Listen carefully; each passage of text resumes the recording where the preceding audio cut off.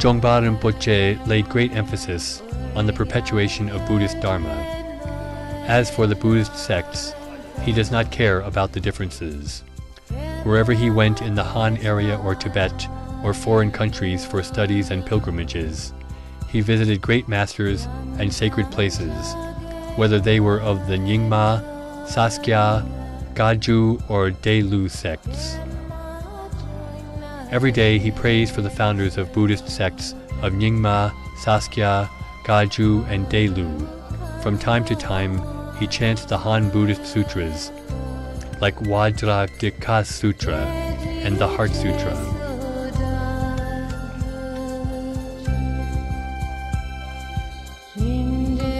In 2001, when Rinpoche arrived in Ducheng district, he was welcomed by the abbot of Gonja Namje Ling Monastery, where Rinpoche also imparted teachings.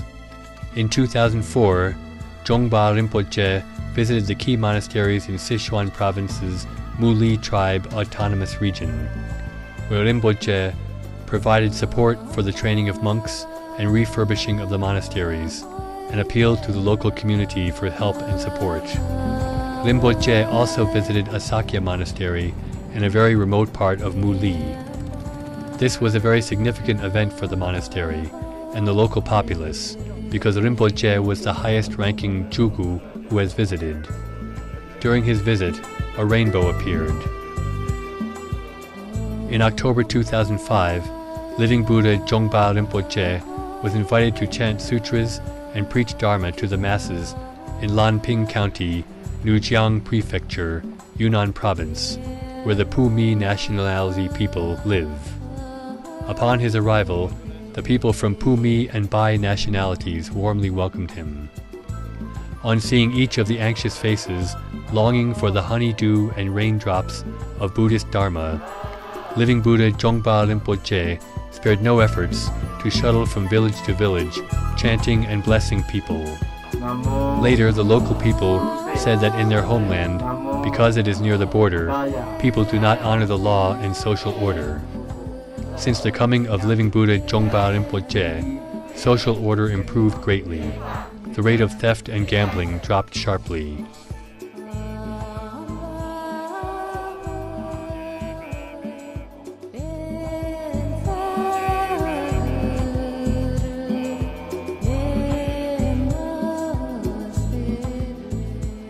In the autumn of 2006, after the restoration of the famous ancient monastery of Dali, 108 hierarchs from both home and abroad were invited to introduce light for the temple. As a delegate of the Living Buddha of Tibetan Buddhism, Living Buddha Zhongba Rinpoche was present at the grand occasion.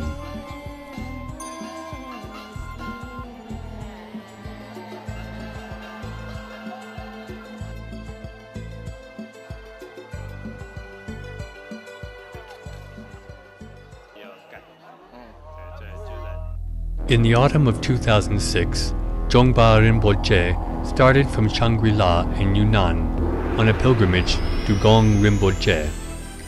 Passing by sacred mountains and lakes, he kept bowing and sacrificed offerings. After 40 days, he reached the foot of Gong Rinpoche mountain. When he came to Jela Temple, which belongs to the Gajorba sect, he was warmly received by the monastery. The abbot led the lamas waiting there and presented him with the three-bodied manda symbolizing body, mouth, and mind to express their highest respect and tribute. For several days in succession, the mysterious Gong Rinpoche mountain was veiled, never showing her face.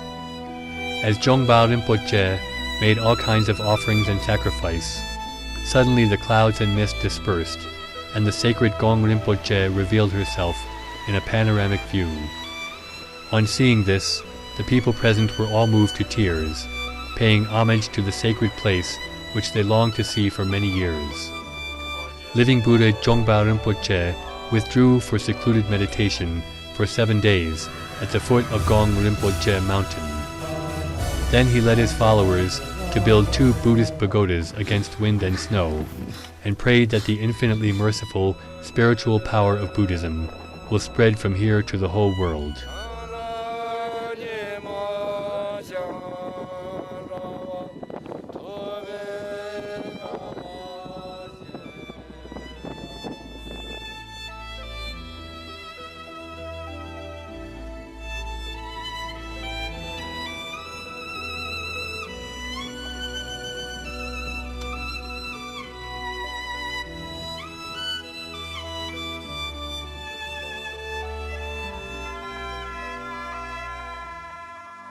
Zhongba Rinpoche has mastered modern scientific knowledge very well. He is very familiar with every religious policy of the state and has exchanged ideas with people from all walks of life. He has mastered the Tibetan and Chinese languages and has some initial knowledge of English. He was invited to all parts of the country for abhiseka and teaching the Dharma. Many Han Buddhist monasteries and temples invited him to preach sutra and expound Dharma. Rinpoche used fluent Chinese to explain his understanding of Buddhist Dharma. Moved by his chanting of the sutras, many Buddhist devotees could not control themselves and converted to Buddhism and began the course that ultimately liberates the heart.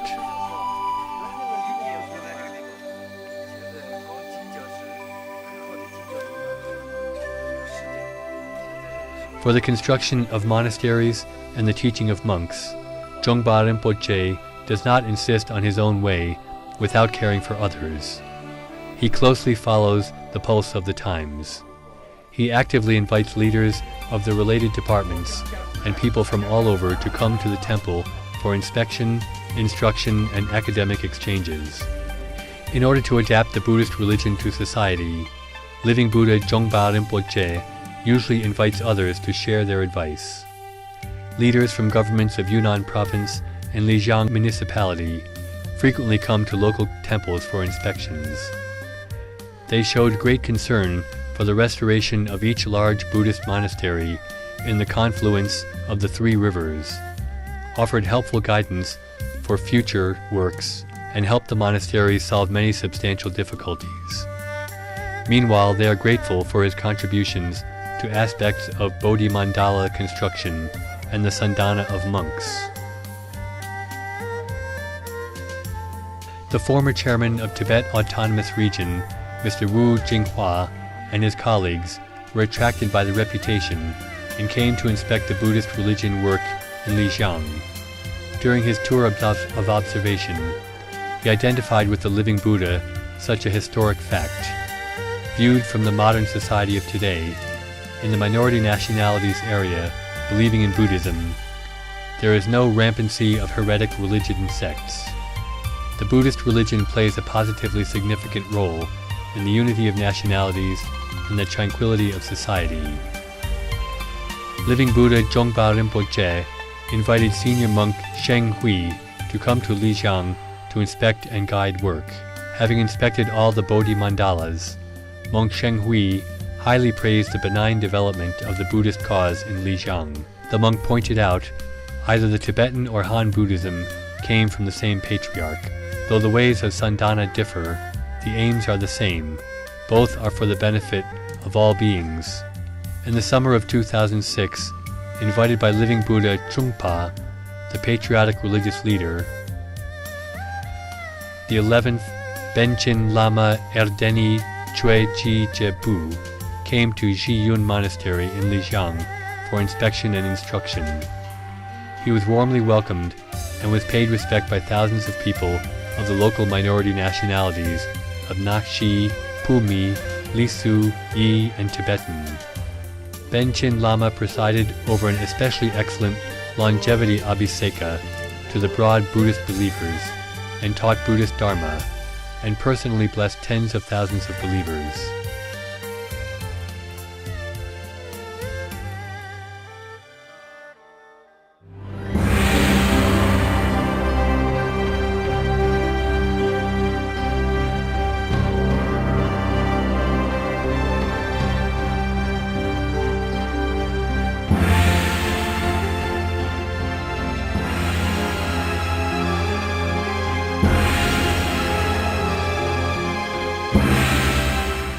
On the relationship between Buddhism and politics, Zhongba Rinpoche says, one should not slander Dharma for the sake of politics, nor should one denigrate politics in the name of Buddhism. He further says, if Buddhism brings benefits to sentient beings, then we should rely on Buddhism to benefit sentient beings. If political participation brings benefits to sentient beings, then I'm willing to benefit sentient beings through political participation. Out of his patriotism, commitment to Buddhism, and concerns for the suffering and needs of the people, Zhongba Rinpoche has greatly contributed to the unity and the economic, cultural, and infrastructure advancement of China's remote regions and the national minorities. Rinpoche has held various official positions, including representative of Diqing State People Representative Conference, a member of Diqing State Government Commission, vice chairman of the 9th Shangri-La Country Government Commission, and member of Lijiang and Chinese Government Commission, Deputy Secretary General of Yunnan Province Municipal Buddhist Association, and an advisor to the Municipal Buddhist Association of China. For the Sangha or non-Buddhists alike, education lies at the core of Zhongba Rinpoche's Dharma activities. With the liberation of sentient beings in mind, and like the great Gaju sage Milarepa, Zhongba Rinpoche often imparts teachings by singing verses aloud. The following is Rinpoche's favorite verse. May all beings possess complete peace and happiness. May all negative actions cease and the negative realms remain empty. May all bodhisattvas and holy retinues of the Pure Land stay. Fulfill the wishes of enlightenment and liberation.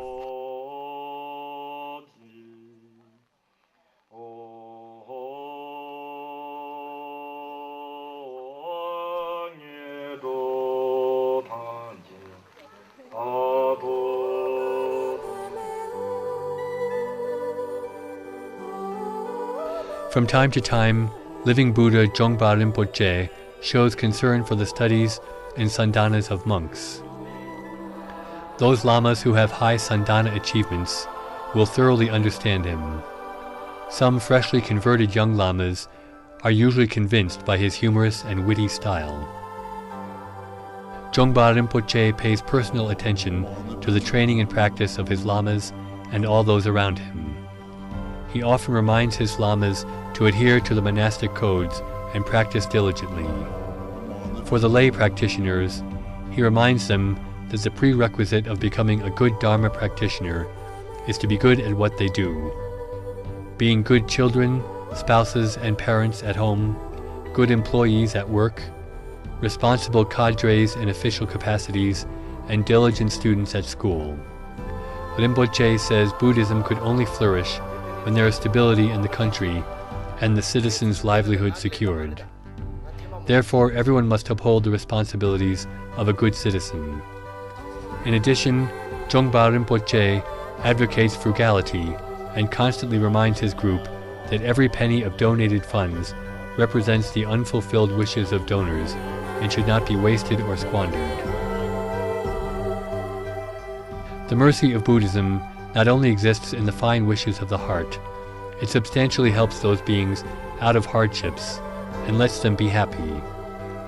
Wherever he goes, living Buddha Trungpa is sure to do various kinds of religious rites or alms deeds.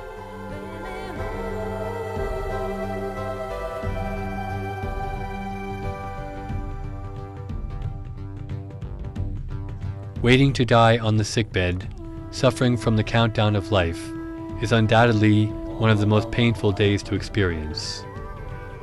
Whenever he meets such people, living Buddha Zhongba Rinpoche gives merciful comfort and adhisthana.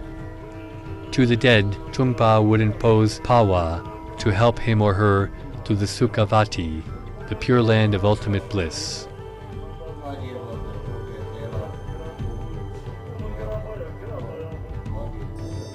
When passing by crematoriums or cemeteries, he would impose chu and fire oblation to save the beings from suffering. Upon learning of a man's death, he would go there to chant Bardo Totrol as to release the soul from purgatory. One day, living Buddha Zhongba Rinpoche brought his followers to a crematorium in Nepal to impose chu. With his infinitely merciful heart, he applies a profound meaning of chu to bring sweet dew of Dharma to the innumerable beings in the land of the departed. It was in that day some souls of the deceased were saved.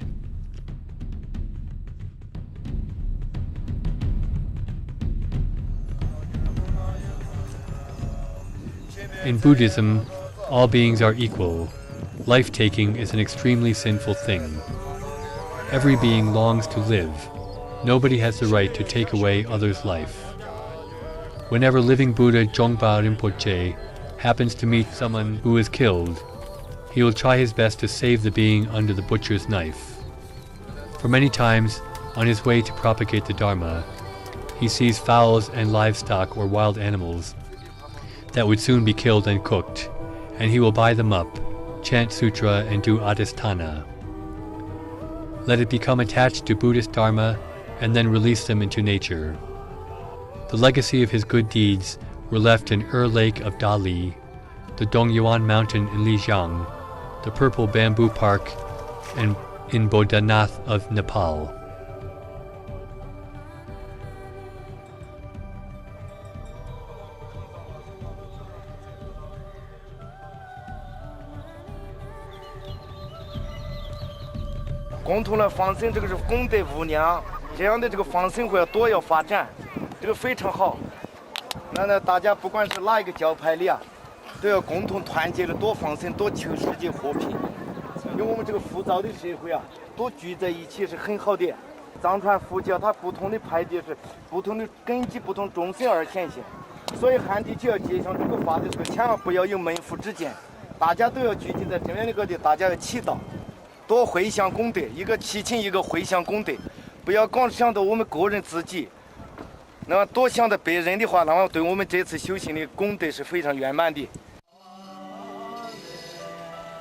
There are many more Buddhist masters, like the living Buddha Zhongba Rinpoche. They are full of mercy and wisdom, but not all of them who could appear before the masses like a right reverend in Buddhism. Some of them may appear as government officials, serving the people on leading posts. Some of them may appear as artists, serving the people with their works as spiritual food. Some of them may be diligent teachers, workers, or peasants. They work silently to spur the people on around them. Some even appear as beggars along the streets, following their karma in begging, so as to awaken the kind-heartedness of people passing by.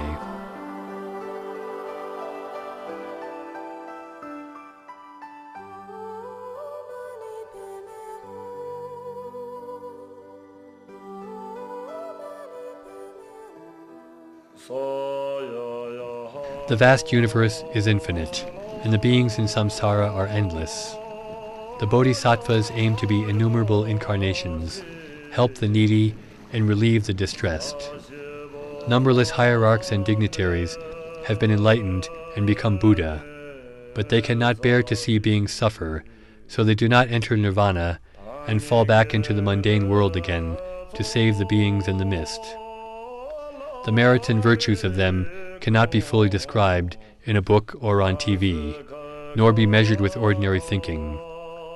Let us be happy in karma, gasp in admiration, with a heart full of respect and gratitude.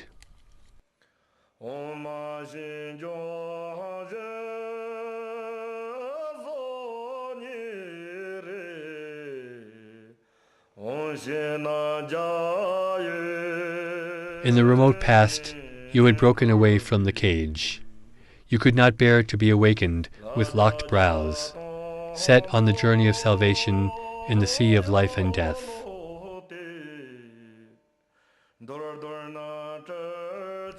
At the pure land of Amitabha in the west, you already built a golden palace.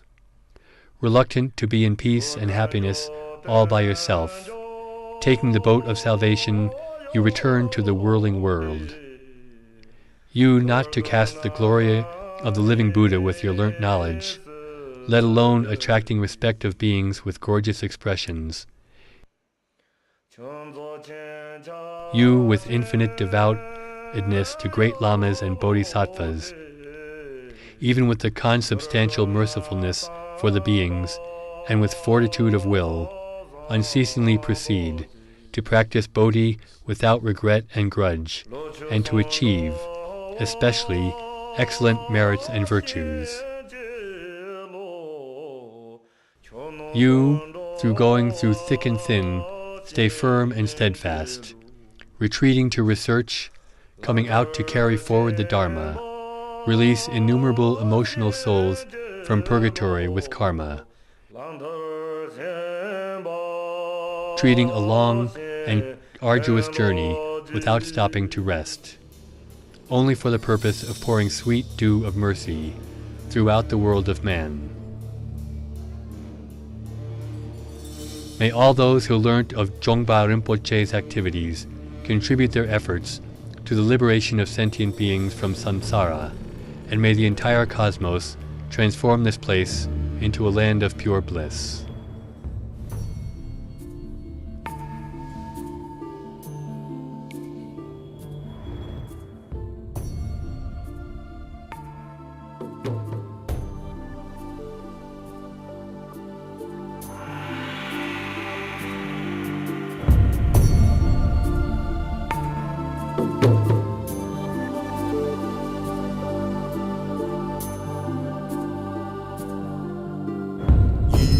油灯能照亮大地，是因为人人心中有你。你为众生在燃烧自己，生生转世却从不舍弃。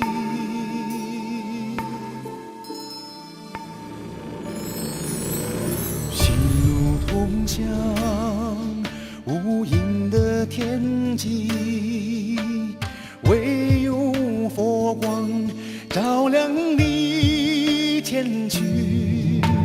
心中有佛的众生啊，期待心灵的皈依。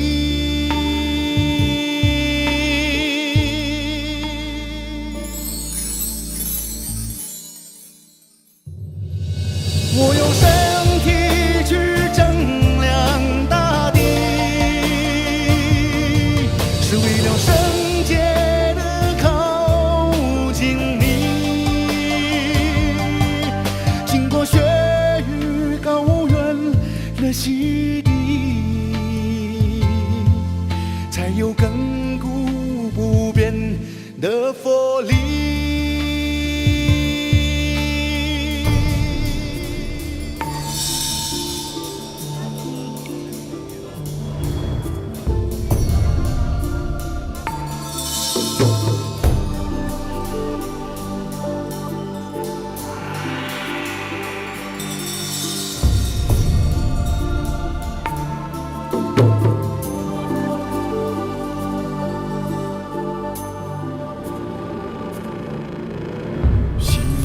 通向无垠的天际，唯有佛光照亮你前去。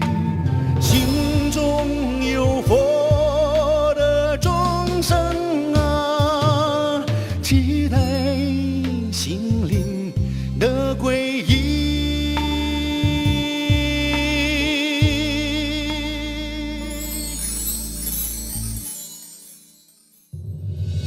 我用身体去丈量大地，是为了圣洁的靠近你。经过雪域高原的洗礼，才有亘古不变的佛力。我用身体去丈量大地，是为了圣洁的靠近你。经过雪域高原的洗礼，才有亘古不变的佛力。